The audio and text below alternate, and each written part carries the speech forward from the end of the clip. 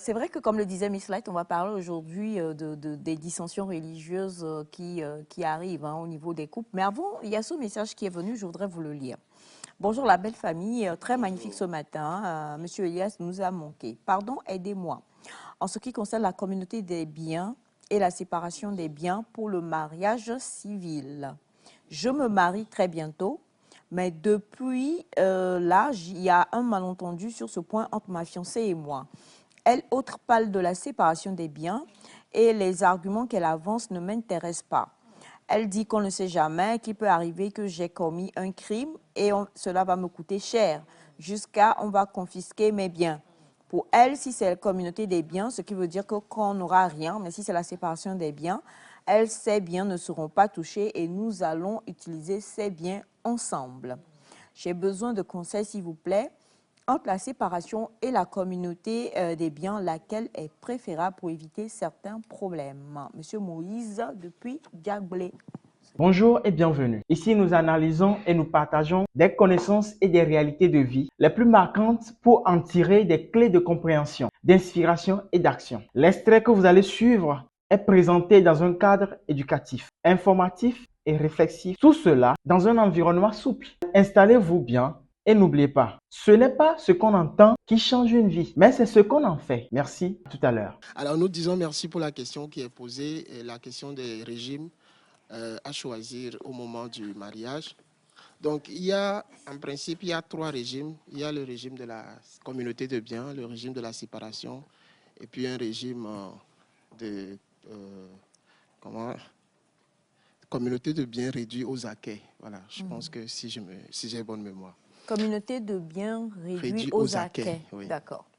Alors, pour le premier régime de communauté, lorsque vous vous mettez dans le régime de communauté de biens, ça veut dire que ce que vous avez avant, pendant le mariage, pour vous deux, on va le mettre ensemble. Ça va faire que, en cas de séparation, on aura à partager en deux ce que vous avez réussi à gagner en commun. Et lorsque vous êtes dans la communauté de biens aussi, ça va faire que ce qui appartient à l'un appartient à l'autre. En fait, les choses vous appartiennent ensemble. Tandis que dans le régime de la séparation des biens, chaque personne a son bien. Voilà. Et dans le 3e régime dont j'ai parlé, c'est que ce que vous aviez avant le mariage, ça appartient à chacun. Maintenant, ce que vous avez en commun après le mariage, c'est ça qui appartient à vous deux. Donc, il n'y a pas de meilleur choix en termes de ce régime, mais tout est fonction de de ce que vous voulez. Et donc, à l'analyse des risques par rapport à ce que vous voulez, ce que la dame dit, ça a un sens. Et d'ailleurs, c'est ce qui est plus protecteur, ce qui fait qu'au niveau de la loi, à défaut, quand vous ne choisissez rien, on vous met sous le régime de la séparation de biens. Parce que c'est le régime qui est plus protecteur. Et c'est quand vous-même vous réfléchissez et vous trouvez que OK, vous choisissez d'aller dans les autres là, que vous pouvez les choisir. Vous ne pouvez pas, par exemple, aller au régime de communauté de biens si vous n'allez pas voir un notaire pour rédiger un contrat de mariage. Parce que comme ce régime est contraignant, on vous oblige à aller voir un notaire pour s'assurer que vous avez rédigé un contrat sur comment chaque chose sera répartie. Donc, vous avez bonne connaissance de ce que vous voulez faire. C'est pour ça que vous allez rédiger un contrat. Et c'est sur la base de ce contrat que si éventuellement il doit y avoir séparation, c'est sur la base de ce contrat qu'on va pouvoir répartir les biens. Donc, moi, je dis rien ne presse. Vous pouvez au départ aller à ce régime de séparation de biens qui est le régime par défaut. Maintenant, au fur et à mesure que vous vivez ensemble, si vous vous rendez compte qu'il y a la nécessité d'aller au régime de la communauté de biens, vous allez le faire. Parce que vous pouvez commencer par un régime et ensuite changer. Oui. Ah oui. C'est ce qui fait que d'ailleurs, parce qu'il faut rédiger un contrat de mariage, généralement les gens ne commencent pas, et la plupart des personnes d'ailleurs ne commencent pas par cette affaire de communauté de biens. Même s'ils l'ont dans la pensée, même s'ils le pratiquent peut-être dans leur vie de couple, on va dans le régime par défaut qui est le régime de la séparation de biens. Et maintenant, quand, avec le temps, et beaucoup d'ailleurs ne le font plus par après, parce que beaucoup se disent, on va faire la communauté de biens, mais comme c'est contraignant, il y a des procédures, tout ça, là, on se dit, bon, on laisse, on va, régime de séparation, et après, on va le faire. Maintenant, certains, après, ils le font, d'autres finissent par le laisser comme ça, et ils continuent la relation comme ça, tout en vivant peut-être comme étant en communauté de biens, parce que tout ce qu'ils achètent, je me rappelle de mon professeur à tout été, parce que j'ai fait le droit aussi, qui nous disait, quand même vous êtes dans le foyer, tout ce que vous achetez, gardez vos reçus. Waouh! Pourquoi? Parce que même si vous êtes dans des régimes de communauté, tout ça là, si tu apportes la preuve que ça là, c'est à toi, c'est à toi. Donc, tu gardes les reçus pour que s'il y a un problème là, que tu vas dire non, ça là, ce n'est pas un truc comme ça là, c'est à moi. Ah bon? Ah oui.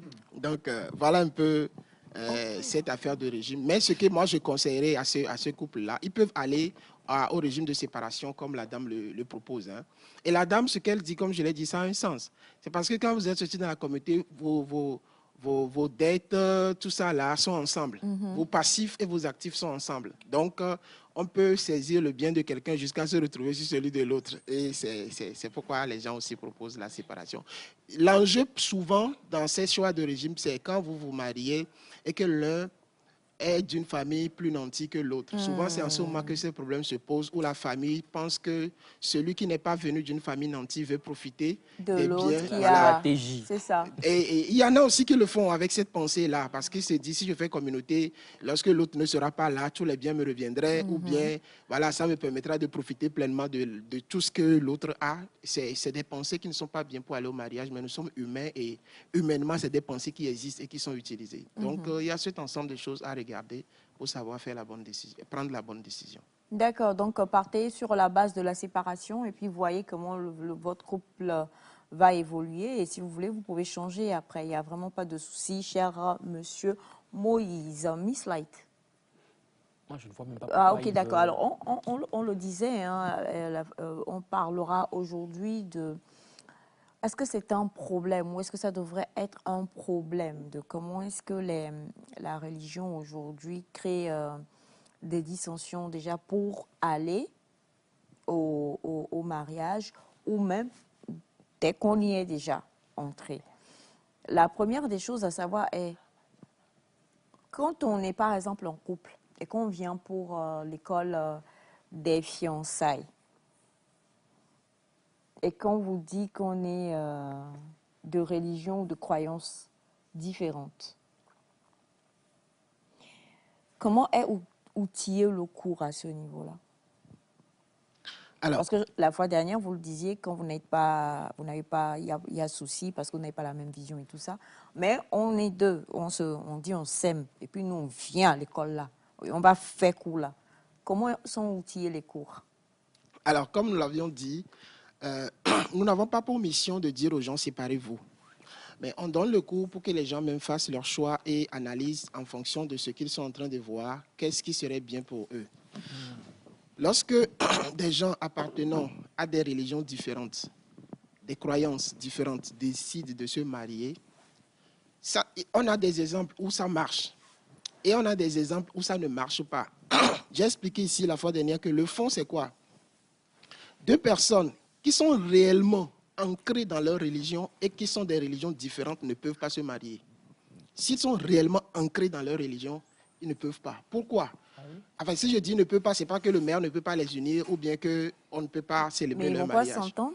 Mais ils ne vont pas s'entendre. S'ils sont réellement ancrés dans leur religion, parce que vous allez voir que la plupart des religions s'opposent dans les pratiques.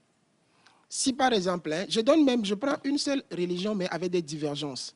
Tu prends la religion chrétienne, et tu vas voir un catholique et puis quelqu'un d'une église dite réveillée, par exemple.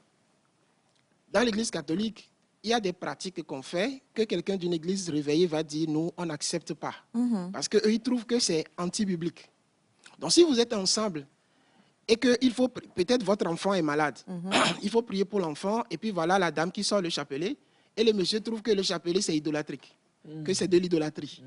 Donc, vous voyez, quand lui serait en train de vouloir réciter le chapelet, l'autre va trouver que non, ce que tu fais là, c'est de l'idolâtrie, c'est ça même qui va empêcher que l'enfant guérisse. Et il y a problème. Ou bien, je ne sais pas, l'autre trouve qu'il faut poser l'image de Saint-Antoine avant de pouvoir faire sa prière. Et l'autre dit, non, écoutez, si tu pries devant cette image-là, c'est plutôt des démons que tu es en train d'invoquer. Parce que tu pries un mort. Saint-Antoine n'étant plus vivant, tu es en train de prier un mort. C'est toi qui amènes l'esprit de mort dans la famille.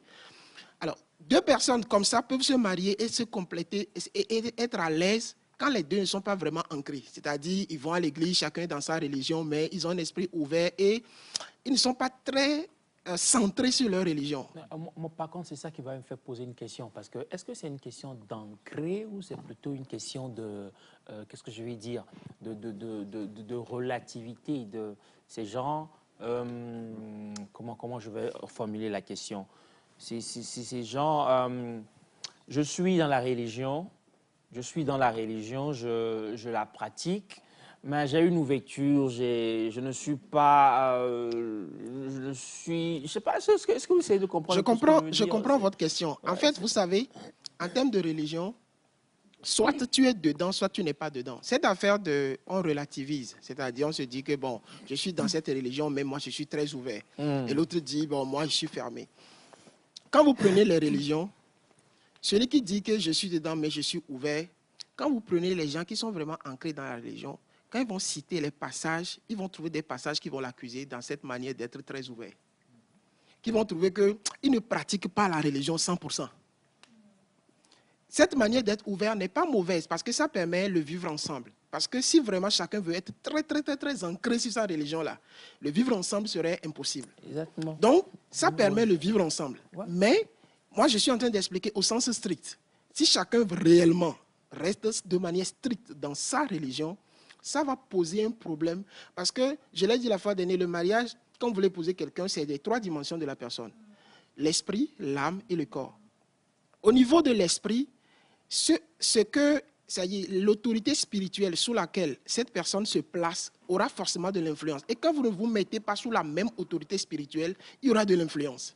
Imagine par exemple quelqu'un qui est dans une religion où lui doit jeûner et il dit il a reçu en lui qu'il doit jeûner pendant, je ne sais pas, 7 jours, 20 jours, 21 jours, etc. et que l'autre ne comprend même pas cette affaire de jeûner.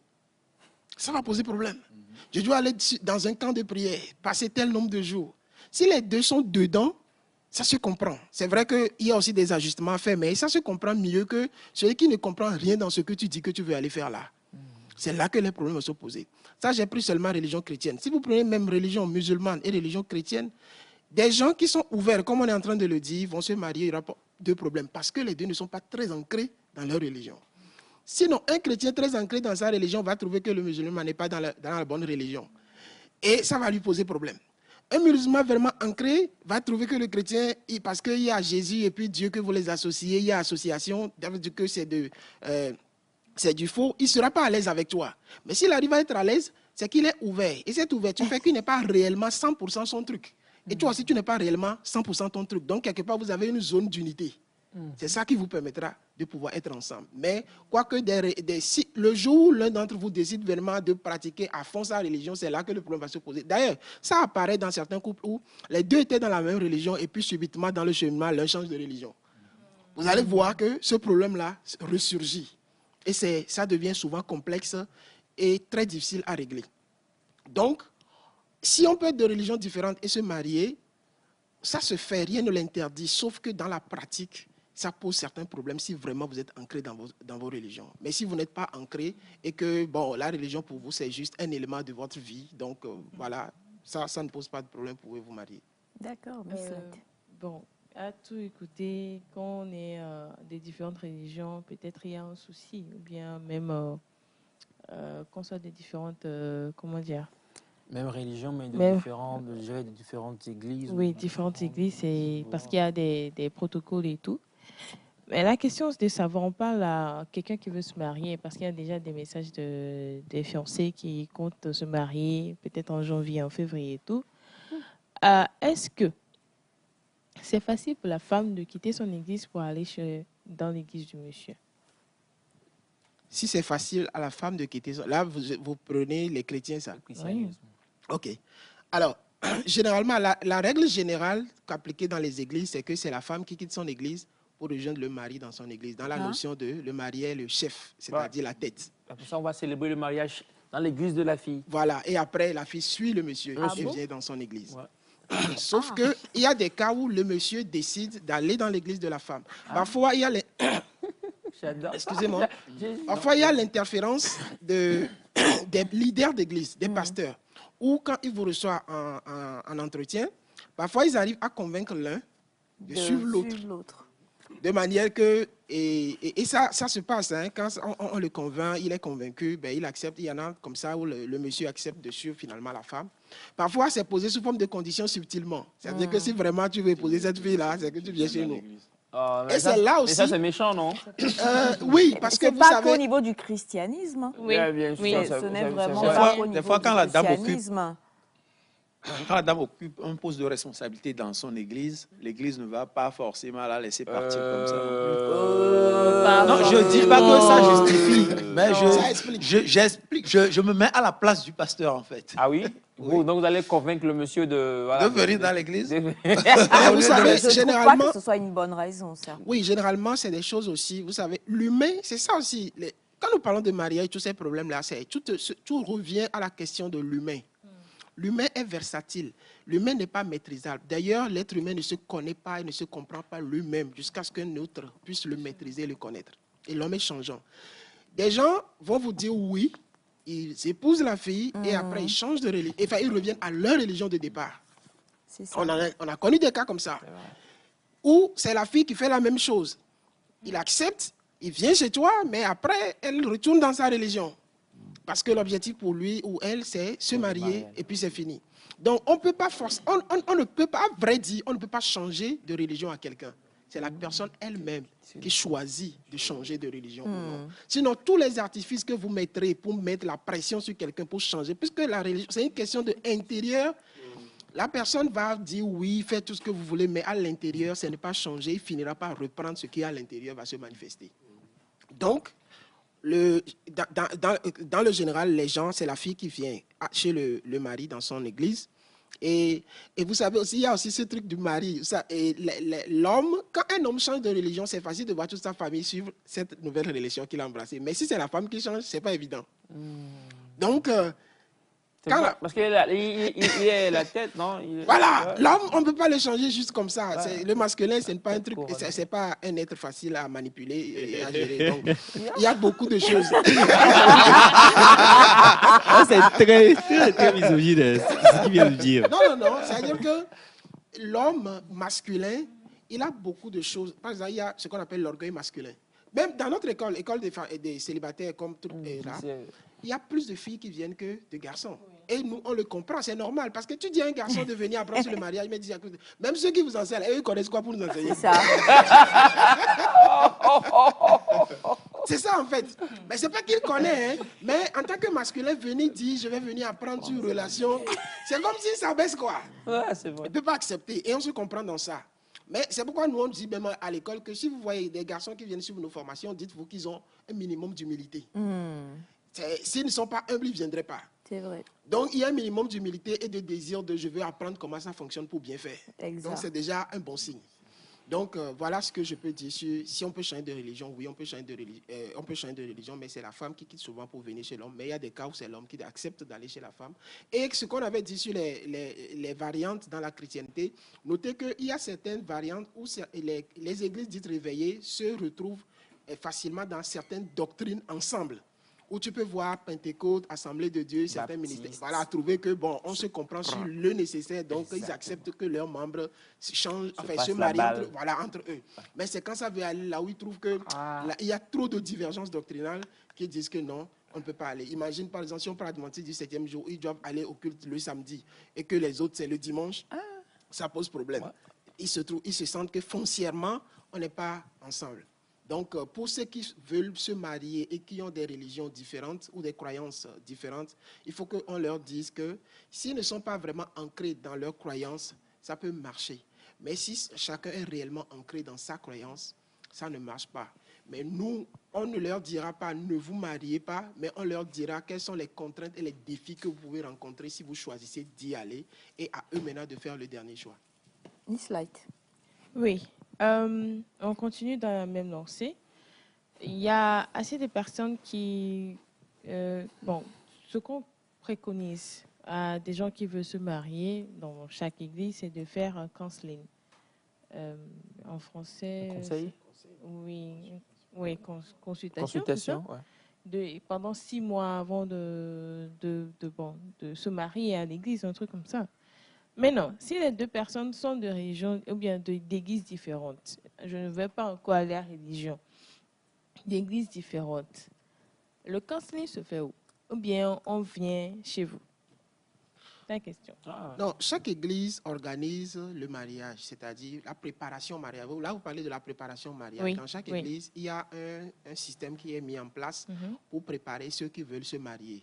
Donc, quand vous appartenez à des églises différentes et il y a le programme de préparation au mariage, vous allez suivre le programme de préparation au mariage dans l'église où ça se fait. Si, par exemple, vous savez que c'est la femme qui va suivre le monsieur, donc vous irez suivre le programme de préparation au mariage dans l'église du monsieur. Donc, c'est une discussion à faire. C'est une parce que discussion. quand on parle- Oui, et notez que le mariage est le lieu par excellence des compromis. C'est ça. C'est le lieu par excellence des compromis et des discussions.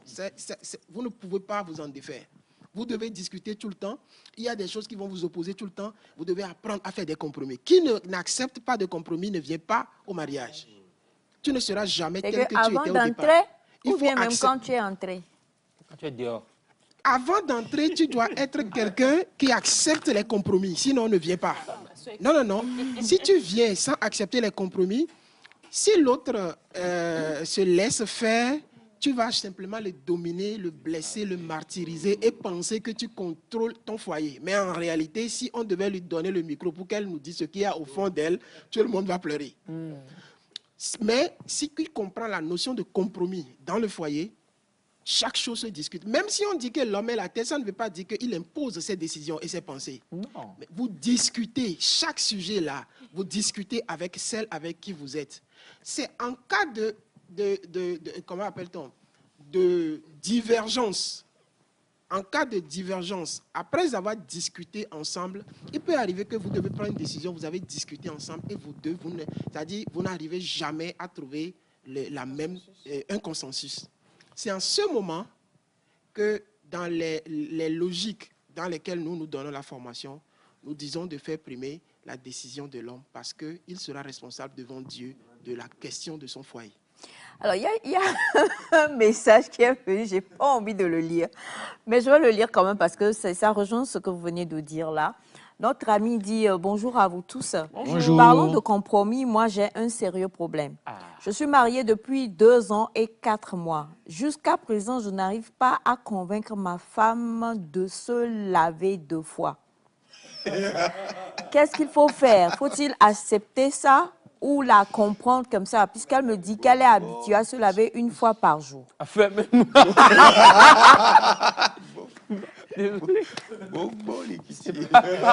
Si je ris, c'est pas par rapport au message. Non.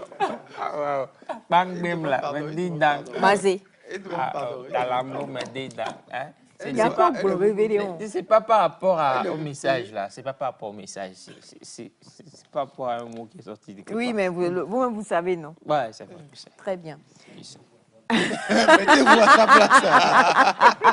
Non, mais alors, bon, écoutez, il y a des hommes aussi qui se lavent pas. Hein. On ne va pas rester sur la dame. Hein. Il y a des hommes, beaucoup d'hommes même se lavent pas. Non, mais... Monsieur, parlons du cas qui est arrivé. Attendez. La question est de savoir. Alors, Il y oui, a d'accord, beaucoup de mais choses. là, Se laver, sincèrement, se laver, est-ce que... Bon, est-ce qu'il faut il y en un a qui se compromis lavent pas pour le ça? corps, Oui. mais lave le bas, Alors, Mais il n'a qu'à aller doucement. 2 ans et à la 4 mois. discussion.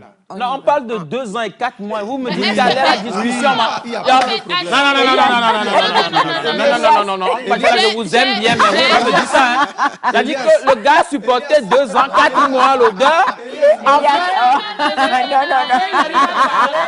Pas mais Adam. C'est que... Elias, si au début, Non. s'il connaissait la dame avant d'aller au mariage, Peut-être qu'elle se lavait en ce moment. Hein.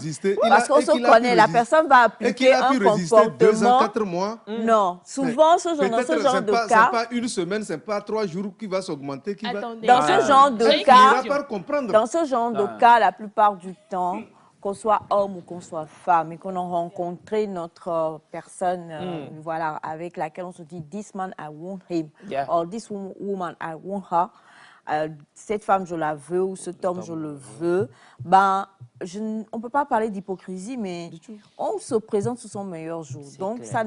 ça n'a peut-être... Voilà, la dame a pris soin d'elle. En plus, c'est clair. C'est parce qu'il va les voir un bel En fait, je lui dis, il y a un truc. Bon, il a parlé juste du fait qu'elle se lave une fois. Une seule fois par jour. Il n'a pas dit qu'elle a une mauvaise...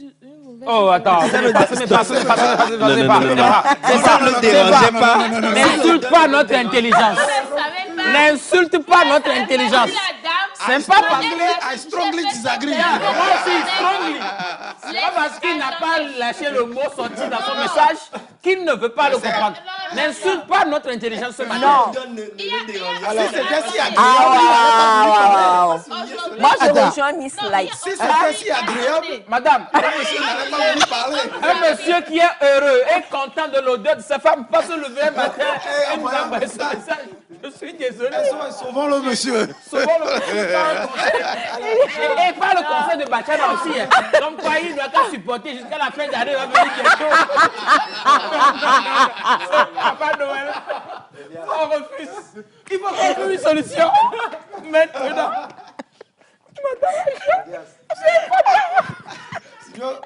Elias. Parce qu'elle n'a pas. C'est pas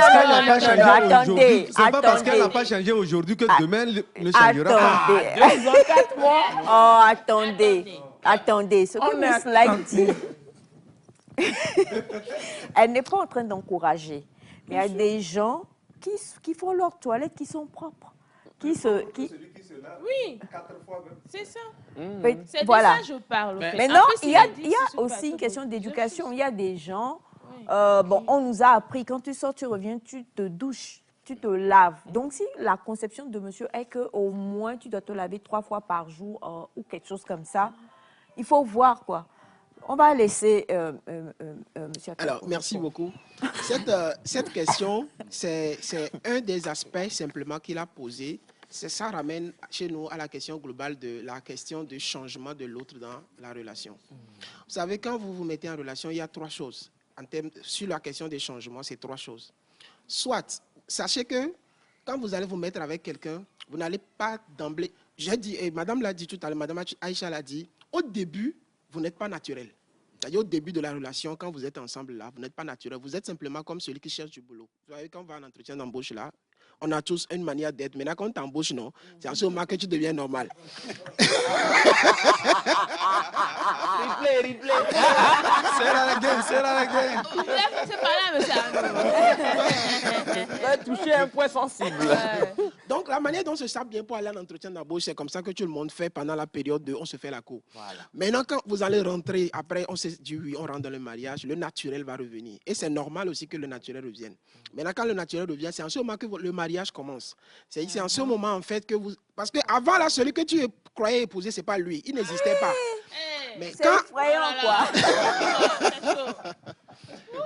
Parce qu'en ce moment, ce n'était pas encore lui. C'est lui présenté sous une forme pour t'attirer. Maintenant, quand vous vous mariez, c'est intéressant d'attendre que ce moment vienne où vous devenez naturel. Quand vous devenez naturel, c'est en ce moment, c'est pourquoi on parle l'expression, on dit marié, mais en fait, c'est l'expression épouser. C'est-à-dire, c'est en ce moment maintenant que tu vas voir si tu vas épouser l'autre, dans sa différence par rapport à toi. Donc, concernant les différences, il y a des choses que tu vas dire à la personne et puis ça, elle va les changer en même temps. Il y a des choses, tu vas le dire, ça va se changer avec le temps. Et il y a des choses qui ne changeront jamais. C'est les 3 niveaux en termes de changement. Et maintenant, cette éducation de cette fille-là, de je ne me douche pas plus d'une fois dans la journée, ça peut se retrouver dans les 3 catégories, parce que ça varie d'un individu à l'autre. Si pour ce monsieur, ça se trouve dans la catégorie des choses que tu vas le dire et puis elle va changer en même temps, je pense qu'on ne ferait pas 2 ans. Voilà. Ça peut se retrouver. Maintenant, on a les deux possibilités. Soit c'est dans la catégorie des choses qui vont changer avec le temps. Là, le monsieur est sauvé, il doit être patient. Sauvé dans le sens où elle changera, elle finira par changer. Okay. Donc, le monsieur sera content. Maintenant, ça peut faire aussi de la catégorie, de la troisième catégorie, c'est-à-dire des choses qui ne changeront jamais. Quand c'est des choses qui ne changeront jamais, ça veut dire que tu dois épouser ça. Pourquoi? L'autre est différent de toi. Il n'est pas toi. Vouloir qu'il devienne exactement comme toi, c'est une pensée égoïste aussi. Nous avons dit ici que l'amour, c'est une décision d'accepter l'autre, quel que soit ses défauts. Merci, monsieur Arnaud. Mais non, qu'est-ce qui va se passer? Non, je n'ai pas fini. Non, je n'ai pas encore fini. Non, je vais... Attendez, laissez-les parler. Oui, en fait, avant... Quand on dit ils seront là, ça veut dire quoi? Attends, oui, monsieur Vignon. Merci pour la parole. Merci pour la parole. Ma question est la suivante, c'est si dans ce cas de figure, vous trouvez qu'en réalité, la personne ne changera pas avec le temps.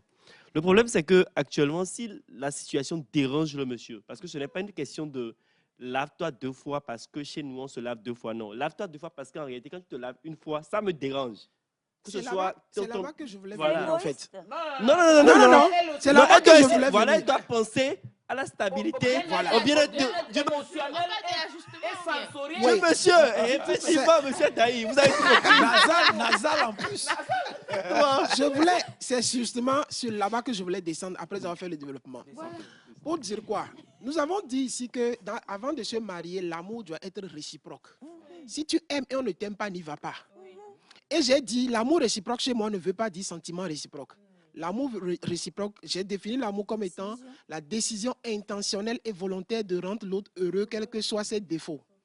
Donc, quand les deux s'aiment dans cette conception-là, il faut d'abord la communication. L'homme ne doit pas juste dire « lave-toi, lave-toi ».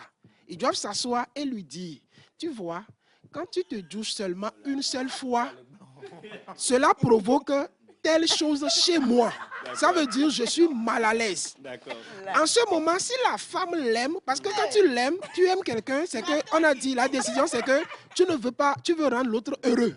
Ça. Donc quand l'autre t'explique que cette manière d'être là le rend malheureux, c'est l'amour qui t'amène maintenant à changer. Parce que tu l'aimes. Tu vois, tu ne veux pas le rendre malheureux. C'est en ce moment que la fille, elle ne va pas rester dans son naturel. Maintenant, l'amour, je l'ai dit la fois dernière ici, que c'est le sacrifice. C'est ça. Donc maintenant, par sacrifice. Vous, les hommes de ce plateau-là, elle va se laver par amour. Oui, non? C'est ça. Donc, le sacrifice de l'amour.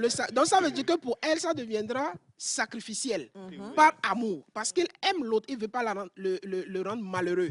Puisque cet état le rend malheureux, alors elle va l'ajuster à son niveau.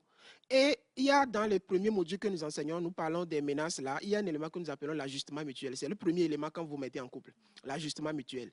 Et l'ajustement, nous l'expliquons que quand l'autre est lancé, tu es court, tu ne demandes pas au court d'arriver à ton niveau, tu ne demandes pas à les lancers d'arriver à ton niveau, mais les deux font l'effort. Le coup s'étire, les lancers se abaissent, ils trouvent leur équilibre. Donc, c'est ce que vous allez trouver. Peut-être que le monsieur voudrait que tu te laves 3 fois, tu vas arriver à faire l'effort d'arriver à 2. Donc, toi aussi, tu aurais voulu rester à 1. C'est ça le compromis. Ça veut dire que tu quitteras ton 1 pour arriver à 2, il abandonnera son 3 pour accepter le 2. Là, vous avez votre équilibre. Voilà, merci. Dans ce cas, elle fait l'effort de venir au 2. Oui. Non, c'est ça l'amour. Oui, c'est important. Moi, j'aime bien. C'est ça l'amour. Moi, j'aime bien. Une question pour soutenir la question que j'ai posée. Une question pour soutenir la question que j'ai posée. N'oubliez pas, ça dépend de la façon dont le monsieur dit à la femme de changer. C'est exactement ça. Un an, c'est 12 mois. 2 ans, c'est 24 mois. Si tu veux faire 28 mois. Si tu le demandes avec force, si tu demandes avec force, il ne va pas accepter. Moi, j'ai une question. Ça veut dire que dans ce cas de figure, en réalité, la femme n'aime pas le monsieur. Non, on n'a pas dit qu'il ne l'aime pas. Si on se réfère à ce que vous avez dit, parce qu'en réalité, vous avez parlé de la décision en réalité. Une fois que la femme aime le monsieur, elle ne veut pas se doucher par amour, comme vous l'avez dit. Non. Jusqu'alors, on ne peut pas prêter d'intention aux gens parce qu'on ne connaît pas encore ce couple-là. C'est le monsieur, on vient d'écouter, il faut écouter aussi la femme pour savoir comment le problème se pose réellement. C'est-à-dire comment elle Non, non, non. Oui. Pourquoi elle ne se touche pas 2 fois quoi? Arrête, moi. Si elle est allergique. Monsieur Elias, arrêtez-moi ça, monsieur Elias. Non, attendez, il y a des gens qui ont des peaux fragiles. Il faut... Oui, il faut l'amener chez le dermatologue. En fait, oui, je m'entends parler, monsieur Ataï. En fait, il faut prendre les choses à la minutie, selon moi. Okay. Si votre femme n'arrive pas à se doucher, il peut y avoir beaucoup de causes. Okay. Donc, cherchez la cause au lieu d'exiger. Cherchez la cause, cherchez le problème, cherchez la solution. Et puis là, vous voyez. Mais oui, moi... C'est pour ça que... On veut me caler les 6 coups pas mal. Alors, franchement, écoutez, monsieur. Victor a raison. Non, et arrêtez. Il a raison parce que moi, je trouve qu'on n'a même pas parlé beaucoup de ça. On dit douche. Non, écoutez, cher ami, moi, je pense... Vous avez écouté ce que monsieur Akato a dit, et puis ce que Miss Light a dit. On ne connaît pas la raison. Il y a une raison à toute chose. Est-ce que vous allez à la discussion d'abord avec madame pour connaître la raison pour laquelle c'est comme ça? Voyez si au vu et au su de cette raison ou de cette cause-là, vous pouvez trouver une meilleure manière de l'amener à passer à plus d'une fois par jour. Quelqu'un a demandé la douche, est-ce que c'est le matin ou si c'est le soir? Parce que, oui, parce que si elle se douche le soir, attendez, vous êtes d'accord que c'est... Donc si elle le fait le soir, et pour le matin aussi, il fait... Ah, elle est 6 ans, mais quoi, c'est bon. Mais quand vous allez à l'extérieur, allez-y voir là où... Actuellement, allez-y voir là où l'armatan est dosé. Oh, vous allez voir ce qui se passe. Allez-y voir ce qui se passe là-bas. De sacrifice et de souffrance nasale. Il faut qu'on essaie d'analyser la chose d'une façon globale et générale. Non, mais moi, j'ai fait les calculs. Je me suis rendu compte. Alors, monsieur Ataï. En 1 minute, je vais expliquer l'autre fois. Ben oui, moi. Alors, on est pratiquement à la fin, mais il y a cette question qui est venue. On parlait justement de religion et de... Monsieur Ataï, ok. On va revenir encore dessus parce que, comme on vous l'a dit, on est sur un long processus avec nos invités. Il y a cette question qui est venue. On va prendre 1 minute pour y répondre. Bonjour. Je suis tombée amoureuse d'une femme qui a déjà 2 enfants. On était sur le point de se marier quand j'ai découvert qu'elle avait des tatouages au dos et au rein. J'ai désisté et elle trouve que je l'ai trahi. Qu'en dites-vous, s'il vous plaît? Moi, je respecte ma religion et mon éducation. De la part de monsieur Mike depuis Libreville. Je suis du nord du Togo. Alors, non, mais on accepte on ne critique personne. Il respecte ce qu'il est, donc on en parle. Non, attention. Voilà. On se souvient de quelqu'un ici qui nous avait dit que sa religion ne lui permettait pas de faire certaines choses pour pouvoir percer artistiquement là où il était. Donc, on ne va pas critiquer Miss Light. Oui, c'est-à-dire que le monsieur est en relation avec une femme. Il dit, doucement, 2 secondes, je vous en prie. Voilà, je suis tombée amoureuse d'une femme qui a déjà 2 enfants. Nous étions sur le point de nous marier lorsque j'ai découvert qu'elle avait des tatouages au dos et au rein. J'ai désisté et elle trouve que je l'ai trahi. Ok.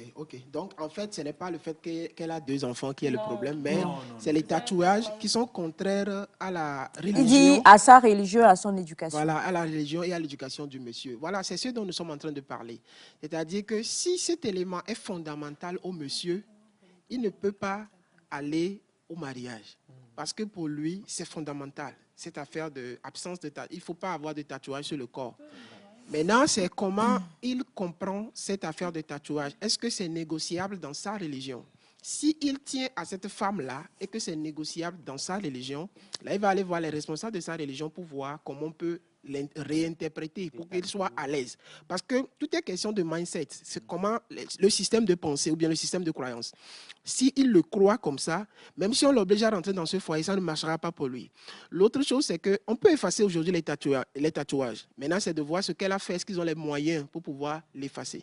Maintenant, si ce sont des tatouages qui sont importants à cette femme aussi, Et qu'elle ne veut pas enlever, il y a déjà opposition. Oui, il se peut que c'est des tatouages peut-être qui ont marqué des moments de sa vie et qu'elle ne veut pas oublier. Donc, si le monsieur ne veut pas tatouage et toi, tu ne peux pas abandonner tatouage, il ne faut pas vous marier. C'est-à-dire, et c'est comme ça que nous disons aux gens, moi je dis de manière générale, un poisson amoureux d'un oiseau, l'un des deux mourra. C'est un amour impossible. Oui. Donc si je veux aller dans un sens et que tu ne peux pas aller dans ce sens, il n'y a pas de compromis, on ne se marie pas. Ça nous fera mal aujourd'hui, mais c'est mieux. Bénéfique demain. Voilà, que de rentrer dans le mariage.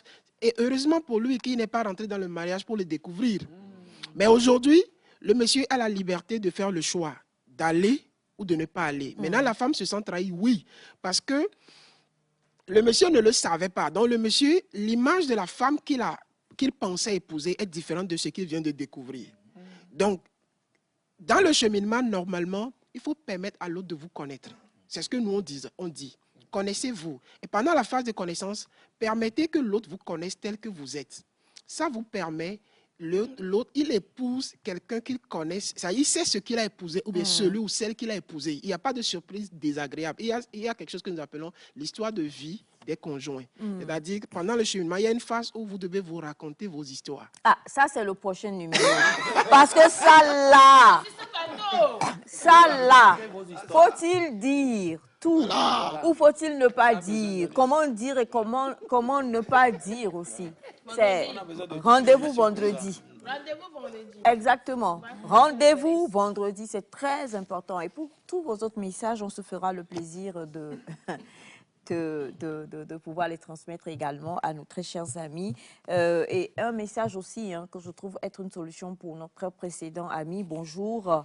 Que l'homme fasse l'amour à madame sous la douche 2 fois par jour. Pour pouvoir, voilà, la traîner, la stratégie. Mais est-ce que c'est... Non, ça ne va pas marcher. Si c'est le monsieur qui ne se douchait pas, ça peut marcher. Mais si c'est la femme, ça ne marchera pas, cette stratégie. Voilà. Surtout si elle a la gique à l'eau. Parce qu'elle n'aura pas de désir si elle n'aime pas l'eau et que tu veux l'amener là-bas. Des démangeaisons et tout. Merci infiniment pour le numéro de téléphone, je vous en prie. Alors, c'est le 70 39 77 72. 70 39 77 72. Merci. 70 39 77 72, voilà, c'est toujours extrêmement important. J'en perds mes fiches tellement moi-même, voilà, ma fiche veut aller se doucher un peu, mais elle va rester là. Ça fait plaisir encore et toujours quand vous êtes là et toujours beaucoup de questions, de témoignages. Et rendez-vous vendredi, un peu plus tôt. Et on va essayer de tout décortiquer. D'ici là, on vous souhaite une très belle journée. On se retrouve à 11h59 pour nos cadeaux. Merci beaucoup. D'accord, merci. Welcome Nectar et on va terminer en musique. Merci d'avoir suivi ce contenu avec nous. Si vous avez été interpellé, n'hésitez pas à partager vos réflexions avec nous en commentaire. Abonnez-vous pour ne rien rater à des prochaines analyses et discussions. Gardez à l'esprit, chaque parole peut devenir une source de transformation si elle est bien comprise et bien appliquée. À très bientôt.